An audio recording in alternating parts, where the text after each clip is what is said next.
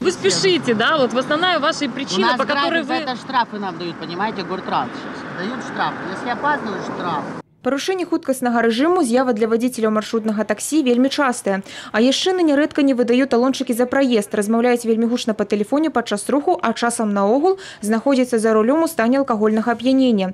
Бяруць пасажыраў, калі ў салоне зусім няма свабодных месцаў. Пералік доўгі, гавораць інспектары і пасажыры. Нарушение правил маневрирования, нарушение правил движения по полосам.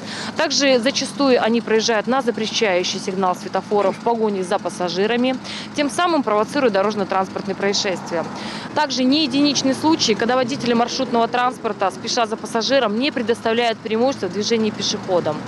В отношении правонарушителей составляются административные материалы, и в последующем информация направляется в горисполком. Превышают скорость, да, очень некомфортно себя чувствуют, так как и ремней безопасности нет, и положение неустойчиво. Что меньше к телефону сидели. О, вот и все. Вот едешь, и сейчас он ехал, к телефону сидит. И раньше ездил, тоже к телефону сидит. А вось і свежыя факты. Падчас аднаго кароткага рэйду мы двойчы станавіліся сведкамі дорожно-транспортнага здарэння з удзелам маршрутнага такси.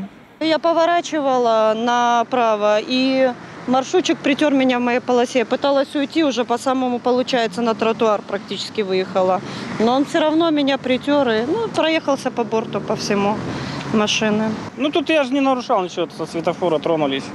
Тут такая ситуация. Тут еще, я вам скажу, вот эта вот полоса, которая правая, направо поворачивает. Тут вот автобус, особенно, который 5-й автобус, он поворачивает на Гоголя, он занимает половину второй полосы.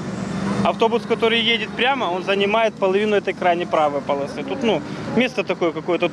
Другое ДТЗ з удзеламі маршруткі больш сур'ёзнае, але хто тут парушальнік, пакуль дакладна невядома. Сотрудники ГАИ приедут и определят, кто виноват, кто прав.